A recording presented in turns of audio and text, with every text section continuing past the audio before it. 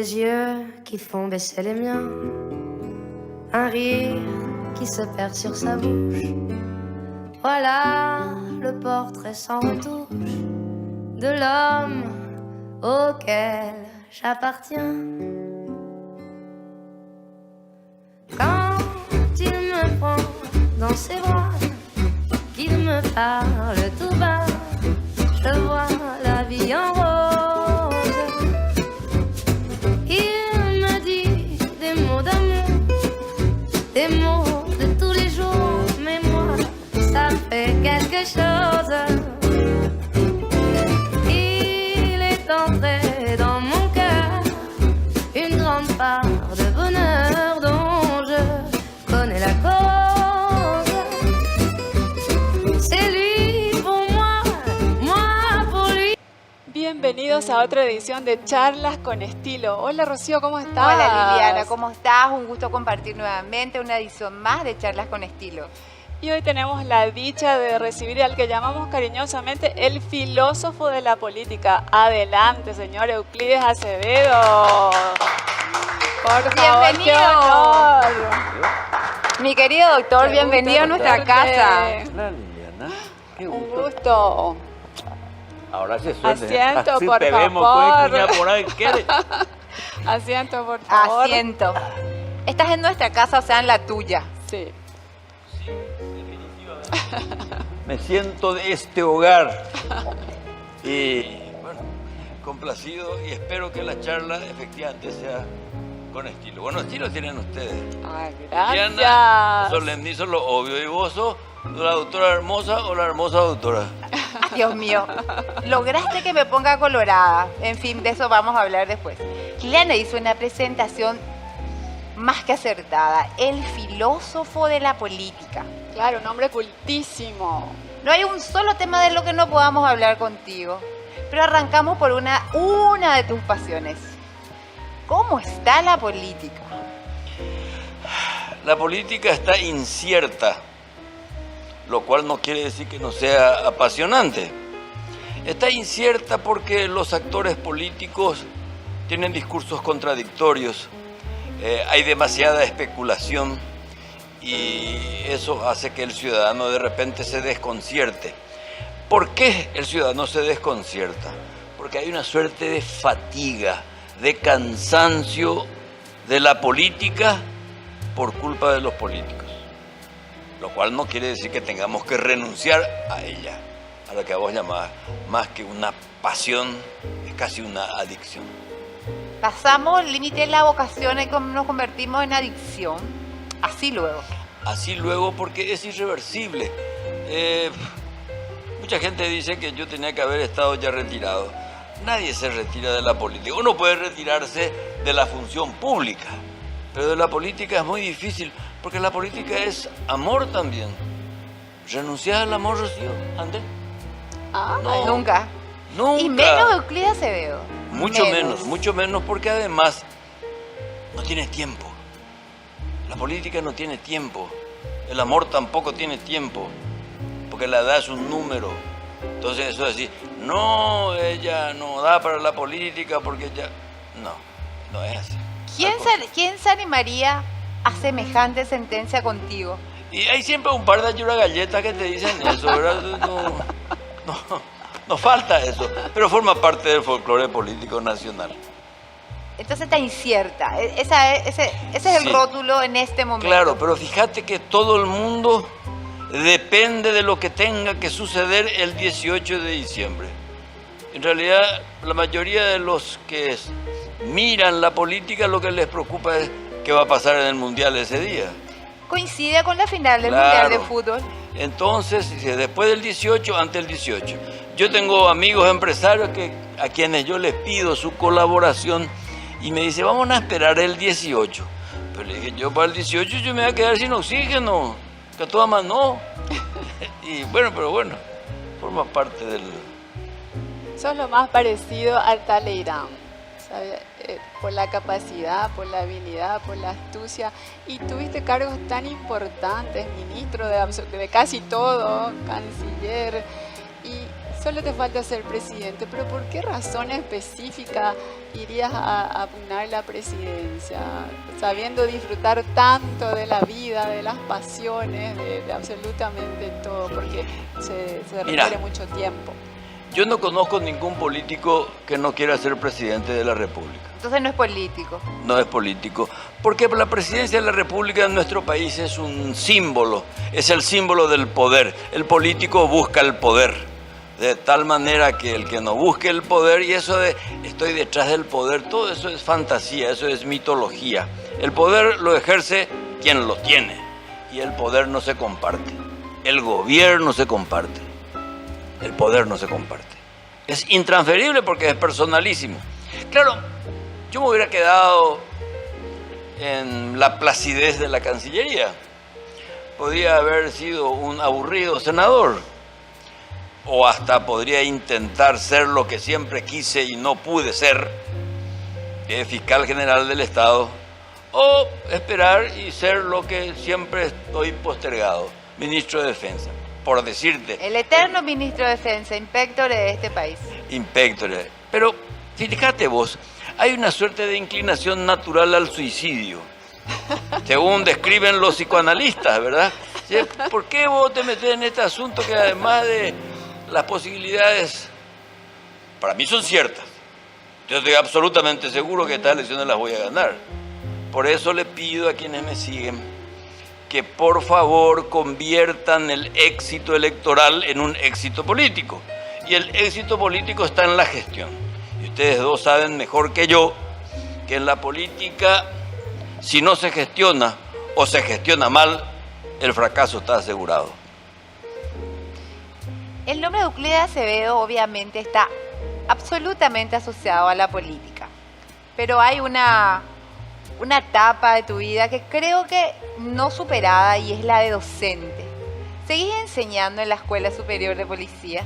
Sí, claro, no solamente en el Colegio Superior de Policía, sino en el Instituto de Altos Estudios Estratégicos, y tengo 2 o 3 asesorías, por decirlo, porque en realidad soy tutor de tesis en un par de universidades, porque la docencia es una manera de mantener entrenado el cerebro. El cerebro es un músculo que no se ejercita, se atrofia. Se atrofia. Ustedes saben eso, la función hace al órgano, ¿verdad? Así mismo. Bueno, entonces la docencia es una forma de compartir lo que uno tiene, porque sin ideas no se tiene pensamiento. El pensamiento a través de la palabra se traduce en sabiduría. Y el que tiene idea, pensamiento y no traduce es un egoísta. Por lo tanto, está lejos de la sabiduría. Además, da tanto gusto compartir lo que uno sabe, y transmitiendo lo que uno sabe, uno también aprende, porque el interlocutor te transmite a través de sus preguntas incógnitas que uno la tiene que despejar. Por eso es que nuestros amigos policías se sintieron tan felices cuando te tuvieron como ministro del Interior. Felices. Qué cartera tan sensible. Súper sensible. Mira, siempre quise ser ministro del Interior. Y hasta hoy reclaman tu presencia. Hasta hoy siento yo el cariño de la policía. Sí. Conste que la pandemia no me permitió aplicar políticas de seguridad, porque tuvimos que responder a otras exigencias de una situación imprevisible como era la pandemia. Y algunos dicen, bueno, durante su administración disminuyeron los delitos. Sí, pero no por mi gestión. Porque el delincuente también se enfermaba y también tenía miedo. O sea, no es adjudicarse mérito a alguien. También se enfermó de COVID. Sí, por años más no. Euclides, ¿cómo se llega a la dupla Euclides-Jorge Querey? ¿Cuál es la hoja de ruta para esa dupla? Es una linda pregunta, porque la dupla sugerida, la dupla deseada siempre fue tener como dupla un liberal. Inclusive le habrán escuchado usted al presidente Lugo decir Euclides y fulano es una fórmula imbatible, lo cual le ocasionó disgustos homicidas al presidente Lugo dentro del Frente Guasú. Con el caso de Querey en particular, yo tengo con él una amistad de muchísimos años. Tenemos muchísimas coincidencias, muchísimos afectos de por medio, sueños comunes. Es más, antes de que se formara la concertación, como hoy está entendida, tuvimos varias conversaciones con el presidente Lugo y sus principales amigos, entre los que se encuentra Querey. Y llegamos a la conclusión de que no puede haber cogobierno, por lo tanto un gobierno de cambio más que de alternancia, sino había un acuerdo programático. Entonces trabajamos sobre programas. Y después, bueno, viene la coyuntura esa de que no estaban satisfechos en la concertación y lo que hicimos es simplemente recuperar coincidencias que ya teníamos y viene esta dupla Euclides-Querey que afortunadamente tiene una grandísima aceptación. Y algunos me dicen muy socarronamente, más por Jorge que por vos. Me da igual, porque finalmente yo le doy la derecha al goleador. La salud va a ser favorecida entonces. ¿Cómo? La salud va a ser favorecida en el gobierno de ustedes, ¿verdad? Absolutamente, sin ninguna duda. Además, es lo que necesitamos muchas cosas aquí. ¿Qué, por ejemplo? Y mira, en primer lugar, para mí, y esto no es ningún secreto, el fundamento de nuestro programa es la seguridad. Sí. Pero la seguridad de una manera transversal, no es solamente desde el punto de vista de la concepción policial, por decirlo. Claro. No, para nosotros es fundamental la seguridad jurídica, lo cual significa tener que negociar la higienización del Ministerio Público y también del Poder Judicial. Y para mí va a ser importantísimo quién va a ser el próximo fiscal general del Estado, con quien tengo que compartir la política criminal.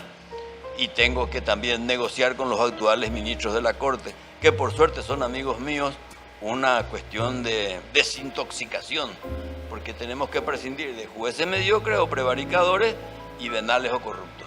Que no sean armas políticas, ¿verdad? ¿Cómo? Que no sean armas políticas, ¿verdad? Que no sean armas políticas, porque yo no digo que el ministro de la Corte y los jueces sean recoletos, aislados, vivir en un mundo desvinculado. En el topus. No, pero sobre todo desvinculados de la intoxicación política. Claro. Políticos son, de hecho, es un poder del Estado.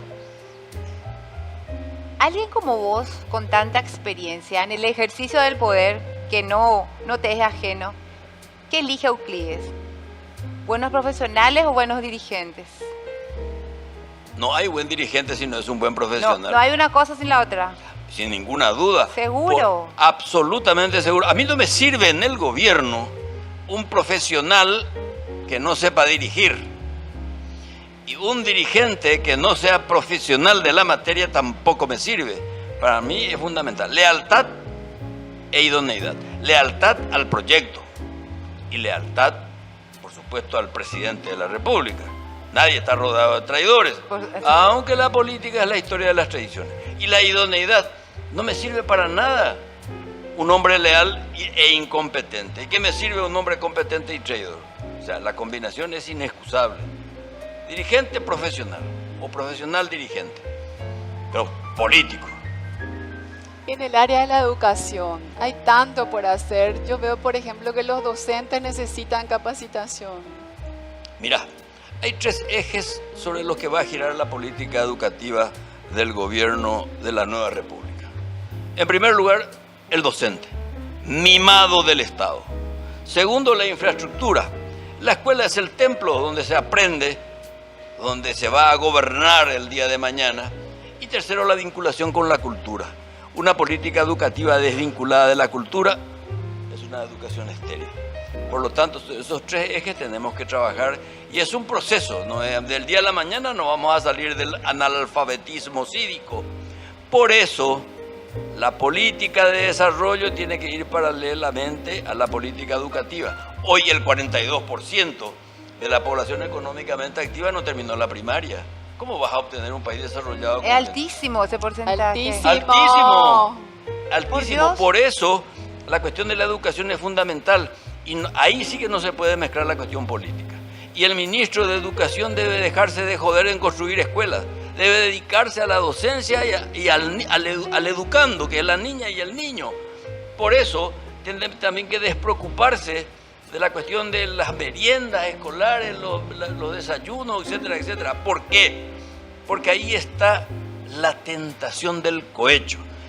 Nosotros vamos a tener el Ministerio de Infraestructura para que se dedique a construir lo que tenga que construir, hospitales y escuelas. o cuarteles, según el caso. Y la cuestión de la merienda escolar tiene que funcionar desde otro ministerio. El ministro de Educación tiene que dedicarse a eso, a cuidar de su personal de oro, que es el docente, que tiene que estar entrenado y dignamente pagado. Realmente, ambas si no, cosas. ¿Si no qué? Pues, además, no los finlandeses. ¿Qué los finlandeses? Ramón Indalecio Cardoso, hace mucho tiempo ya en Villarrica descubrió la solución de la educación emancipadora.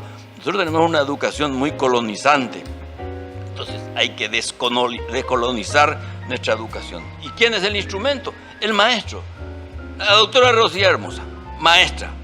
Cada 2 años el ministro te tiene que preguntar, ¿cuánto hace que usted no va afuera a hacer un curso de perfeccionamiento? Y hace 3 años. Por favor, suspenda, márchese.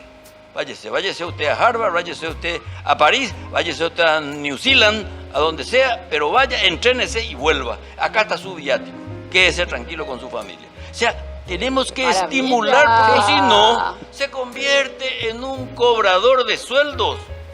Y el docente es nada más y nada menos que un albañil que construye el pensamiento ciudadano. ¡Qué maravilla! Estoy anonadada con tu respuesta. Quedamos impactadas. Sí, las dos, nos dejaste sin palabras, ¿verdad? La verdad que es el ideal, lo soñado.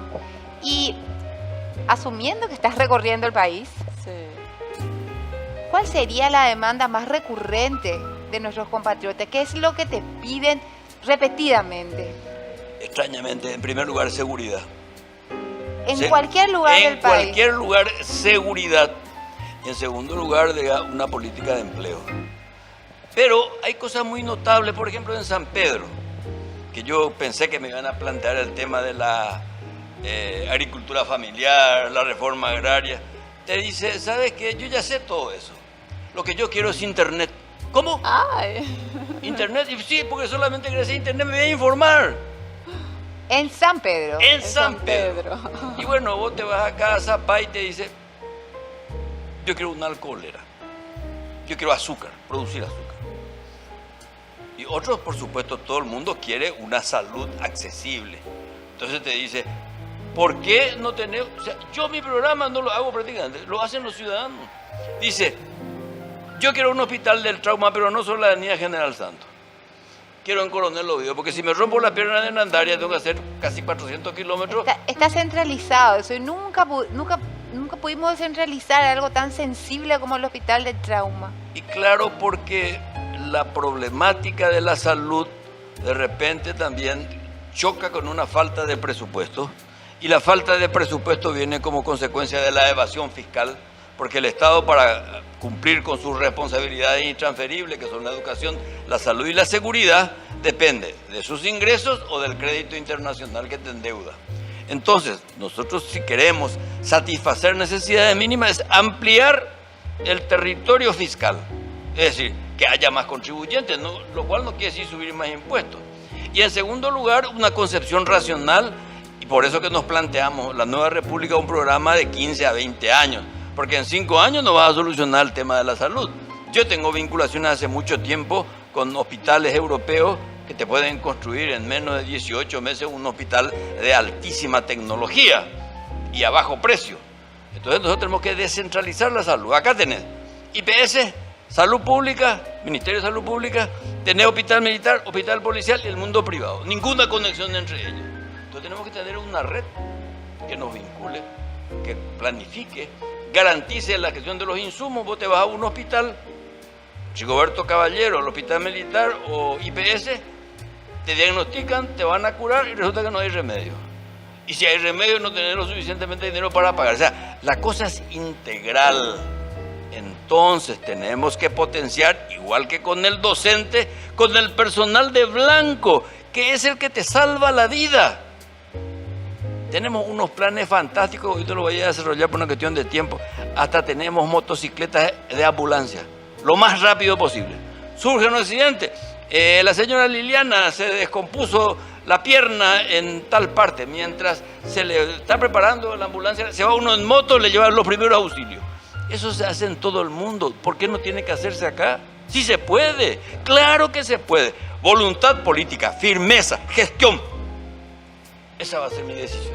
Y como rey de los policías, ¿qué vas a hacer por los policías que tanto Primero te duplicar, quieren? Dios. primero triplicar el personal. Triplicar. Nosotros necesitamos mínimo 60.000 policías. para Hay déficit en eso. Euclides. Absolutamente. Primero. Segundo, educarlos. En número. No prepararlos en un año, porque un año no aprenden nada. Tercero, fomentar una doctrina policial. Decirle, vos sos una institución civil, vos no sos un militar, sos un civil, sos la bisagra entre la sociedad y el Estado. Tecnología, equipamiento, doctrina y buen salario. Seguridad social. Un policía de repente, el Rigoberto Caballero no da abasto para los y policías. ganan poco, Los policías ¿verdad? que, como cualquiera de nosotros, se casa, tiene hijos, y muchos hijos, ¿dónde vaya a parir? Muchos tienen, sí. Sí, y algunos tienen más de 2 familias. Pero, y eso, la realidad te dice eso. ¿Qué es el político? Un administrador de realidades. Y por otra parte, un estimulador de sueños. Como decía Borges, a la hora de la verdad, la única realidad es soñar. Ay, qué lindo. Político, filósofo y artista. Artista, sí. Sensible como pocos. ¿Cómo seguimos con el tema música? Me Las encanta. peñas siguen gozando de tu presencia. Absolutamente. Y a mucha gente le llamaba la atención y me decían, ¿cómo vio un ministro del Interior va a cantar? ¿Y por qué no? Una Y maravilla yo digo, cantar.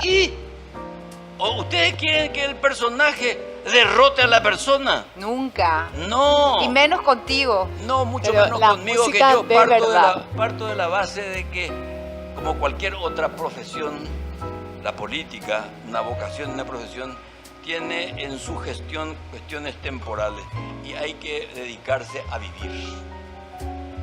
Nunca la vida tiene que ser en detrimento de la responsabilidad social. Porque si uno no vive, ¿para qué es la vida? Y uno vive para disfrutarla. Dice Freud, placer y displacer. El esteria o sanatos, como dirían los griegos. Entonces, hay que mezclar.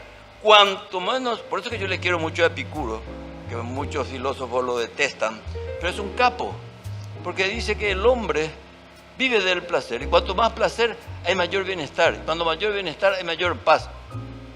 Por eso, el placer no debe significar ningún tipo de abuso o de exceso. ¿Qué es lo que nos liquida? El exceso en la comida, en todo.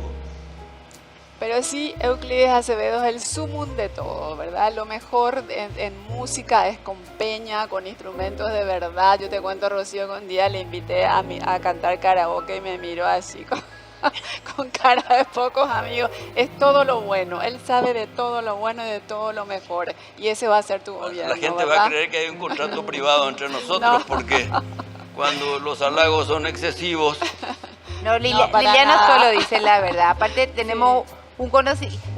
¿Cuál es el paraguayo que no sepa quién es Euclides Acevedo? Sí. Yo recuerdo tu nombre, la asocio muy chica. Escuché tu nombre en boca de mis padres. ¿quién es tu papá? ¿Quién fue mi ¿Quién papá? fue tu papá? Juan Carlos Hermoso. Muy bien. ¿Sabés cómo yo le conocí a tu papá? Contame, Euclides, por ¿No favor. sabes? Mira, yo entraba en la escuela Federico Chávez, una escuela de los arrabales de Asunción, Ayolas y 22, en las faldas del Cerro Tacumbú, que por entonces existía, ahora ya no.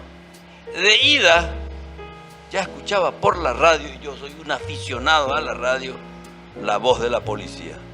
Ah. ¿Quién la creó? Juan Carlos Hermosa, John Charles Beautiful, como decían los compadres, ¿verdad? Y los poemas que recitaba, Sí. sí, decía, pero ¿cómo es posible que un comisario recite? Que un comisario, ¿por qué? Porque tenía una concepción integral del servicio público.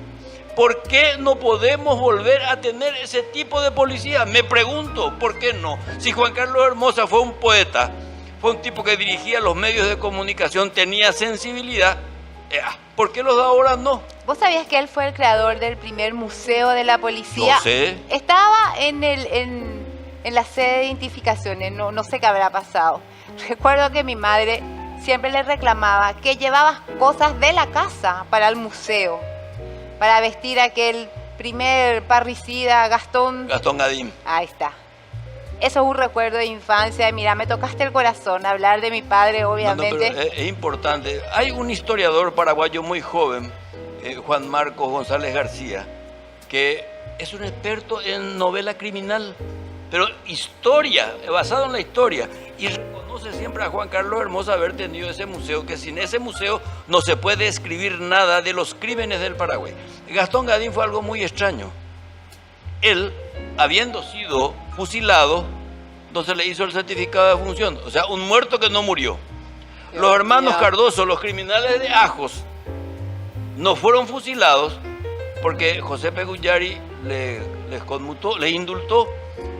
Finalmente, antes de ser indultado por el presidente, en el certificado de función ya se preparó todo. O sea, el muerto no fue muerto y el vivo fue muerto. Y eso se sabe en la historia, que gracias a tu papá creó ese museo. Y recomiendo que se conozca ese museo. Vas a tener una visión diferente de lo que es la policía.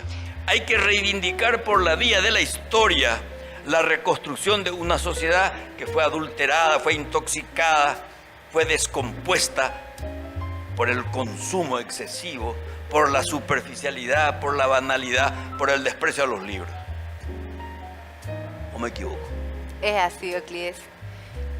Contanos algo de la Nueva República. Entonces la Nueva República es un proyecto de transformación, es un verdadero proyecto de cambio que va a necesitar del concurso de todos. Por eso voy a tener ministros colorados, voy a tener ministros liberales, voy a tener ministros del Frente Guazú o de cualquier otra institución, siempre y cuando lealtad al proyecto, idoneidad y fuerte resonancia ética. Acá no hay lugar para los que quieren tocar las cosas del Tesoro Público. ¿Quieren hacerse ricos? Háganse agentes deportivos, háganse periodistas, háganse dueños de medios, háganse banqueros. Cantantes de reggaetón. O cantantes de reggaetón, de rock, folclore. No, porque acá los músicos lamentablemente se mueren de hambre. Los voy a reivindicar también. Los voy a reivindicar porque son alfareros de nuestra identidad cultural. Entonces, ¿el Paraguay lo salvamos entre todos o no lo salva nadie? Por eso la Nueva República hace una convocatoria general. Y por eso se explica esta combinación que no es casual entre la gente del Frente Guazú y la Nueva República, que es un movimiento que giró alrededor de mi candidatura, y mis principales operadores son colorados.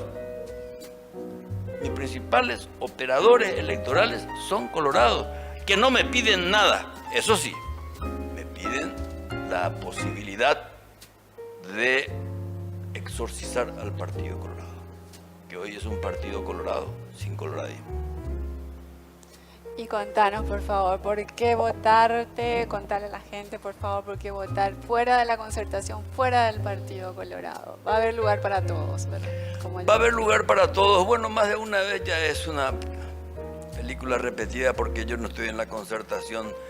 La concertación es un concepto político, lo escribí hace 22 años. Justamente ese libro lo presenté en la casa que alguna vez fue de ustedes, que es el Tribunal de Justicia Electoral, donde yo hago un canto político a la concertación como idea, que es acuerdo, negociación y pacto. Yo escribí sobre la transición española, mi tesis de maestría fue sobre eso. Entonces algo sé, y lamentablemente es una última asignatura que es el pacto, la concertación. No puedo estar en contra de ese concepto. Lo que sí estoy en contra es de la manera en que está dibujada la concertación a través del Código Electoral, y fíjense ustedes la cantidad de candidatos fantásticos que tiene la concertación, y el 18 se va a quedar uno solo, el resto va a quedar afuera. Yo más bien hablo de una concertación de hecho, donde nos distribuimos cargos, roles y responsabilidades alrededor de un programa. No hay cogobierno si no hay un previo programa. ¿Cómo yo me voy a repartir contigo cargos si no sé para qué? Sepamos para qué y busquemos a las personas idóneas para aplicar y gestionar eso. Y sobre todo garantizar la continuidad de ese proyecto. Un gobierno en base a la honestidad y a la buena gestión. Parece fácil, parece poca cosa, pero es lo único que nos va a salvar. Si nosotros no demostramos que somos honestos, no nos va a creer nadie y corremos el riesgo de ser un Estado libre asociado como Puerto Rico o vamos a hacer un Estado fallido como Haití. La honestidad hay que recuperarla. Y recuperar también el sentido de la palabra. Va el contrato, porque la palabra tiene que valer 1000. Si hoy la palabra de un político dura 24 horas, está frente a un milagro. Porque hay una especie de degradación del honor. Con nosotros se va a recuperar el honor de ser paraguayo. No puede ser que hoy ser paraguayo sea sinónimo de corrupción e incapacidad. Habiendo gente talentosa, gente capaz, y me consta, hay gente honesta. Se puede construir el Paraguay con eso. Si no, ¿para qué me voy a meter yo en esto? A esta altura de mi vida, recurrir al cohecho para tener mayor... ¿Para qué? Si yo lo que quiero es la vida, el placer y el disfrute de ser útil. Y si es alrededor de un lindo muslo tibio, fantástico. Muchas gracias. Un honor tenerte.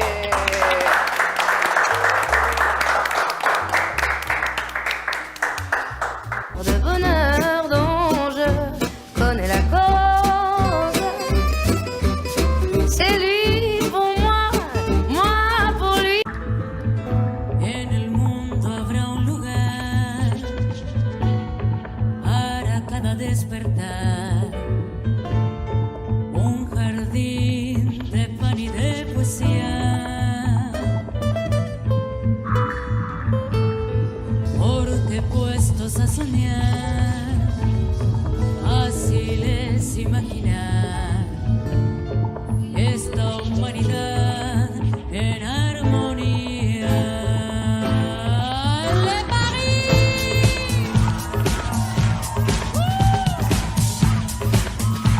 De bonheur dont je connais la cause. C'est lui pour moi, moi pour lui.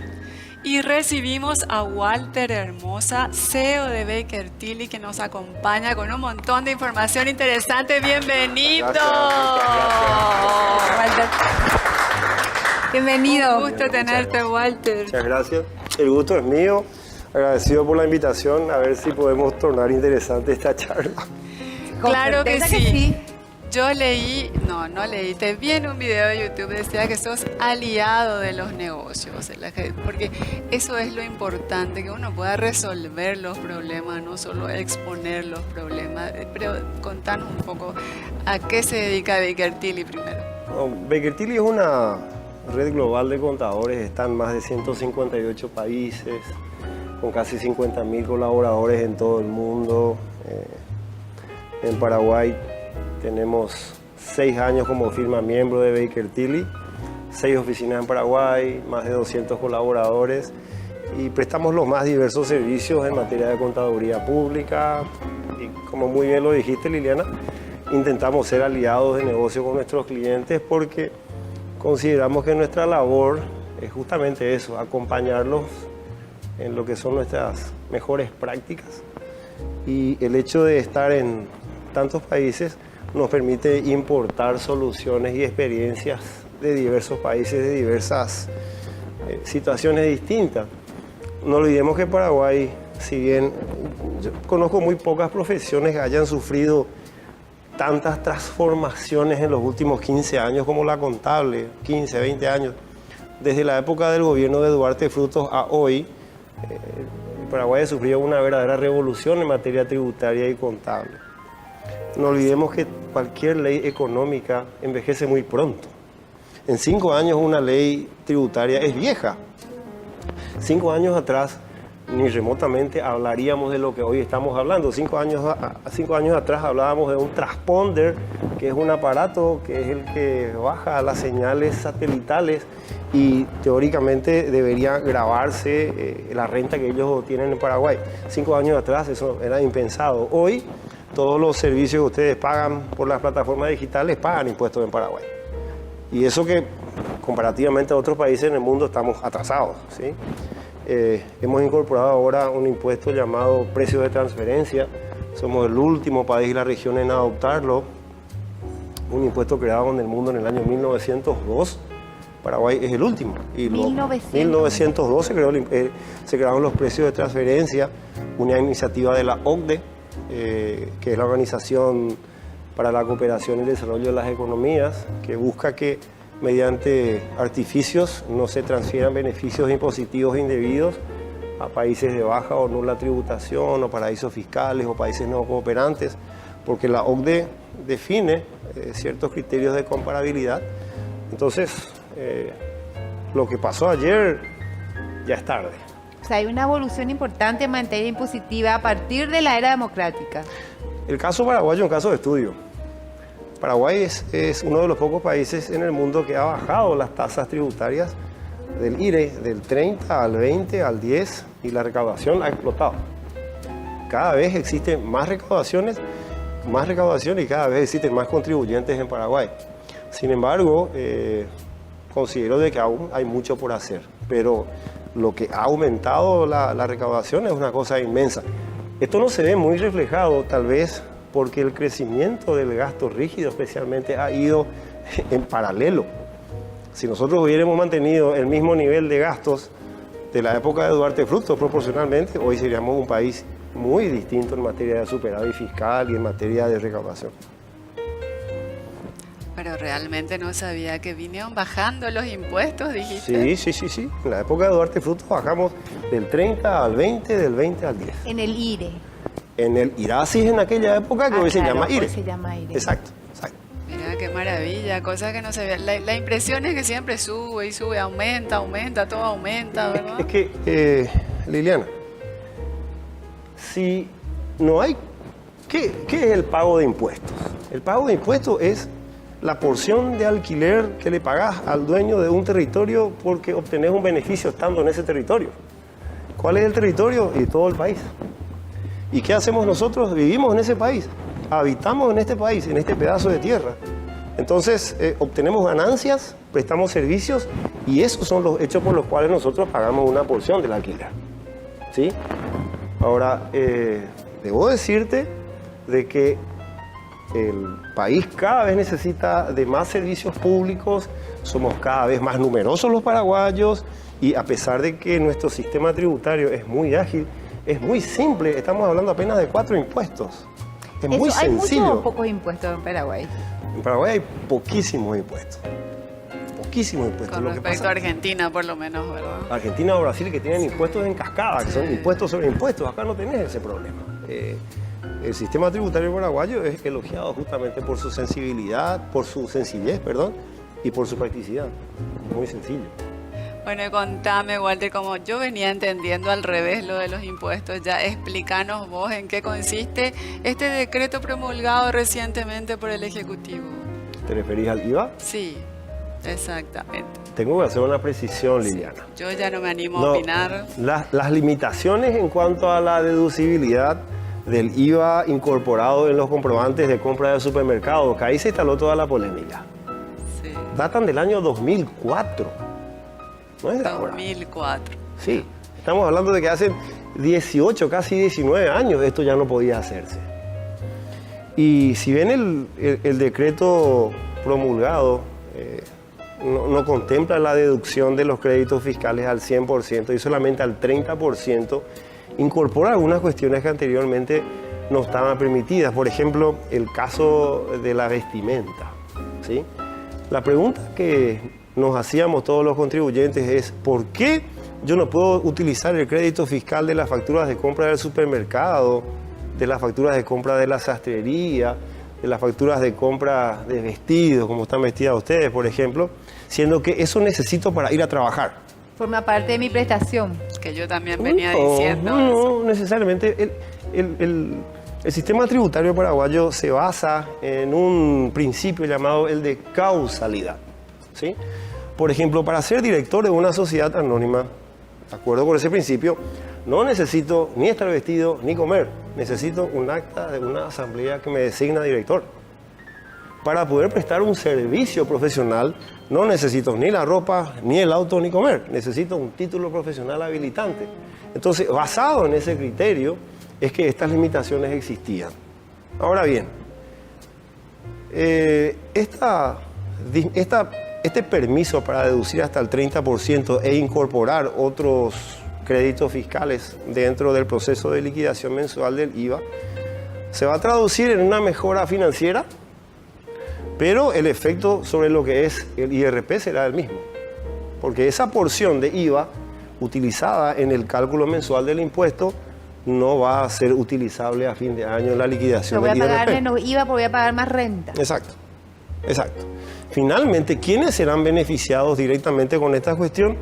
Aquellos prestadores de servicios personales cuyos ingresos totales en el año no exceden los 80 millones de guaraníes más o menos, con los cuales ellos se constituirían como contribuyentes del IRP. Estas personas sí obtendrán un beneficio, aproximadamente 230.000 personas. De acuerdo, ¿Y cuál es el de acuerdo con los porcentaje? datos. Sí. ¿Qué porcentaje sobre el universo de contribuyentes es 230.000 personas? Estamos hablando de un total de 1.400.000 personas aproximadamente. O sea, el IVA es un impuesto plurifásico, significa que grava cada fase de todo el circuito económico en la porción del valor agregado. No acumulativo, significa que el que soporta todo el peso es el consumidor final. La ley, de la forma que estaba redactada, en este sentido, nos constituía a todos nosotros en consumidores finales. Habría que ver. Particularmente espero que esto se traduzca en un aumento en la recaudación, porque no debe de olvidarse que el IVA lo pagamos absolutamente todos los seres humanos cuando vamos y adquirimos un bien o adquirimos un servicio. El hecho de emitir un cheque o una orden de pago, una transferencia mensualmente para darle al Estado la diferencia de IVA, no implica pagar el IVA, implica darle al dueño su dinero, porque lo que estás haciendo es recoger el dinero del cliente y dárselo al verdadero dueño. Esa es la realidad. Ocurre que la ley de precios en Paraguay es muy ambigua tal vez en ese sentido, porque la ley dice que los precios deben ofertarse y exhibirse con IVA incluido. O sea, cuando alguien habla, este bien cuesta 5.000 guaraníes, está incluido el IVA. O debería. Está incluido el IVA de acuerdo con la ley. Ocurre que la facturación sí debe ser discriminada, el servicio del IVA. Entonces es algo así como que de cada factura que emitimos cuando cobramos tenemos que tomar el 10% y guardarlo en el bolsillo y a fin de mes dárselo al dueño. Parecería ser que ese es el ejercicio ideal, pero en fin, el IVA no debería formar parte del flujo de ingresos. Bueno, voy razonando entonces que los extranjeros tanto quieren venir a Paraguay a instalarse en parte por este tema de los impuestos, ¿no? Tan Porque es tan atractivo agradables. positivamente Sí. para un extranjero. Paraguay tiene muchas ventajas comparativas, no solamente estos impuestos, tiene otras muchas ventajas, muchísimas ventajas A ver, competitivas. contanos. Y en primer lugar es un país en donde la importación y la reexportación del capital no está grabado por ningún tipo de impuesto. Eso es toda una novedad. Ah, mirá. El Paraguay no grava el patrimonio. El Paraguay no tiene impuestos sobre los ingresos brutos como en nuestros vecinos. Eso ya es una maravilla. Sí, sin para duda. los que vienen a invertir. Algo que particularmente a mí siempre me llamó la atención fue la falta de una adecuada política de incentivo desde lo que sería la Cancillería. Los embajadores deberían ser quienes más estuvieran desarrollando nuestro país en el exterior. No he visto que eso haya ocurrido y honestamente desde nuestra práctica profesional recibimos muchos inversores o muchos interesados en inversores habitualmente o en los congresos regionales o mundiales de nuestra firma, llama mucho la atención ciertos números de nuestra economía. Aparte de que la economía es muy estable, si bien ahora el dólar parecería ser que está fluctuando un poco, está en esta franja, en estas bandas de cotizaciones hace 15 años aproximadamente, no ha variado mucho y eso lo torna muy estable. Aparte tenemos que considerar algo, estamos rodeados por dos países que han sometido sus monedas a unos procesos de devaluación enormes.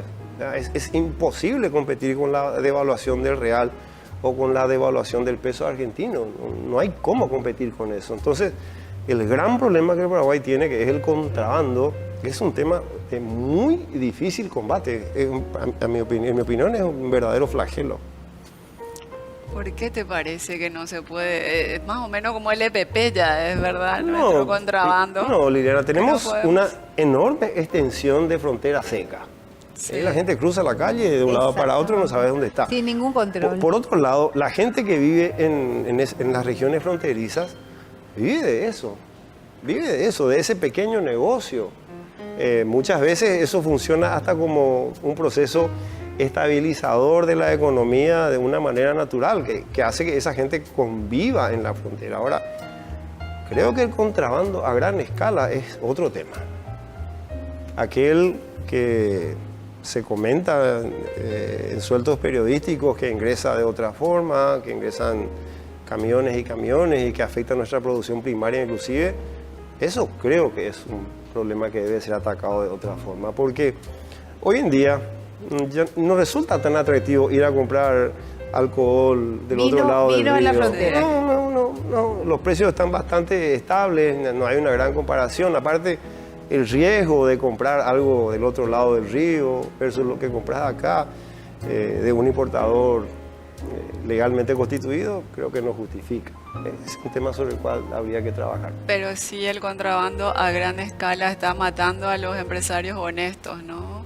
Hoy hoy estuve viendo en un suelto periodístico de que la producción avícola del departamento de Itapúa, un productor que anteriormente tenía un inventario de 12.000 gallinas ponedoras por día en el último año, hoy redujo eso a menos de 50 por el contrabando de huevos. Dios mío. Claro, y eso realmente es algo nocivo y eso debe atacarse. Ya que hablamos de empresarios, Walter, ¿cuáles serían los cuidados que debería tomar un empresario con relación a sus impuestos? El peor impuesto es el impuesto al desconocimiento. En Paraguay se pagan impuestos por dos motivos nada más. Uno es agradable y el otro es desagradable. ¿Cuál querés escuchar? Ay, los dos. El El que desagradable quieras. primero, después nos quedamos con El desagradable es porque se compra mal o porque se paga mal. Si compras sin factura o si pagas algo contra un comprobante inhabilitado, deberías pagar el impuesto que el que te dio aquello no pagó. Esa es la ley básica. Y lo agradable es porque ganaste dinero. Ah, Y pagar impuesto a la renta en Paraguay a esta tasa, yo les diría que comparativamente al resto de los países es casi un regalo. y hablanos un poco del famoso lavado de dinero. ¿En qué consiste? ¿Cómo Lavado de se dinero. da? El lavado de dinero en realidad es lavado de activos y no solamente de dinero, o sea, una simulación de una operación para que el producto de esa simulación sea incorporado al circuito legal es lo que podríamos definir como lavado de dinero. Dentro del paquete de leyes que el gobierno actual aprobó, hay una que es sumamente importante. El lavado de dinero es un delito que debe fundarse en otros delitos. Anteriormente se fundaba en el armatráfico, rollotráfico, bebetráfico, Siempre va narcotráfico. concatenado, Exacto. ¿verdad? Sí. Ahora se agregó la evasión de impuestos. O sea, esto es muy O sea, importante. primero tenés que evadir. Claro, el producto de la evasión de impuestos ya daría lugar al lavado de dinero. Esto está vigente desde el año 2021. La evasión es un delito, es una conducta tipificada como delictual. La evasión tributaria es... la evasión tributaria no es un término tributario. El equivalente a la evasión tributaria en el ámbito tributario es la defraudación. La evasión tributaria es la calificación judicial del hecho, de la defraudación. Entonces, en el ámbito tributario no se produce la evasión, se produce la defraudación, que una vez que se califica, se convierte en evasión de impuestos.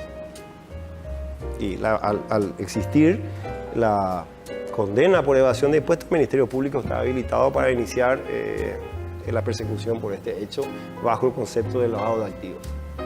Y es algo que va a llamarnos mucho la atención y va a llamar tenemos que prestarle mucha atención a todo esto por la informalidad de nuestra economía. No se olviden que 1/3 de nuestra economía proviene de actividades informales, no ilegales, informales. Y cualquier acto de informalidad es conducente a un hecho de lavado. Yo lo que veo es que nosotros fallamos en no darle un bloque a Walter para que explique todas estas Durante cuestiones todo, sí. complejas que uno necesita saber, ¿verdad? Hoy Porque necesita la saber palabra uno impuesto todo es eso. como repulsiva, Sí. uno como le tiene miedo, ¿verdad? Uno Y le es, tiene miedo, como dijo pero- Walter, me encantó su frase, que el peor de los impuestos es el impuesto al desconocimiento. Sí. Y cómo el desconocimiento hace que uno se forme una idea totalmente errada, errónea de lo que en realidad es, ¿verdad? Aquel tema del IVA, que en realidad vos no pagás IVA, ¿verdad? Sino que es el dinero del cliente. O sea, Sí. ese es un concepto que habría que imponer, que instalar en la cabeza o del vendedor o del prestador de servicio. Así no sería tan complicado poder pagar todos los meses. Algo muy sencillo, la obligación del comprobante legal no es del que compra, es del que vende. O sea, Claro. aquella pregunta, ¿querés con o sin factura? Deberíamos retirarlo del léxico de las personas, no debería formar parte de nuestro día a día. O con o sin IPS, ¿no? Dos cuestiones que no deberían formar parte de nuestro día a día de ninguna manera, ¿sí? Liliana, Rocío, los contadores muchas veces adoptamos un lenguaje poco comprensible, ¿sí? Y los impuestos son una consecuencia lógica de un negocio. Entonces, un negocio, por mayor o más o menos complejo, que esté debidamente estructurado, que tenga su información generada de manera correcta y que los usuarios de esa información hagan uso adecuado de esa información, los impuestos son una consecuencia, no deberían ser un problema, ¿sí? Lógicamente que para eso deben darse ciertas situaciones que muchas veces no se dan. Pero el tema impositivo no puede formar parte de un negocio. Porque si para ser exitoso necesitas maniobrar los impuestos en nuestro país, el problema no son los impuestos. El problema es tu negocio que no soporta semejante carga tributaria que es casi un regalo comparativamente con otros países. Realmente. ¿Cuál es tu opinión sobre un posible Ministerio de Economía? ¿Qué te genera? Más que necesario. Paraguay es uno de los pocos países en donde ese ministerio no existe. Fíjate que en materia contable, quien dicta las reglas de la contabilidad es el Ministerio de Hacienda, no somos los contadores. Caso raro también, sí, porque las reglas de la contaduría deben dictar a los contadores, no el Ministerio de Hacienda. El Ministerio de Hacienda está para recaudar, no tiene otra función. Y la figura del Ministerio de Economía es algo más que necesario. Bueno, y para todo es necesario estar siempre en manos de los entendidos. Tema tributación, Walter Hermosa, Managing Partner de Baker Tilly, les recomendamos. Y ahórrese problemas y nos vemos la próxima semana. Gracias, Walter. Gracias a ustedes, gracias.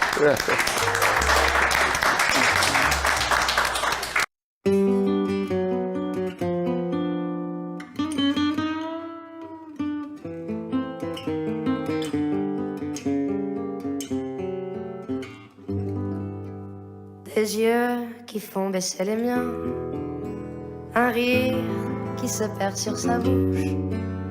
Voilà le portrait sans retouche de l'homme auquel j'appartiens. Quand il me prend dans ses bras, qu'il me parle tout bas, je vois la vie en rose.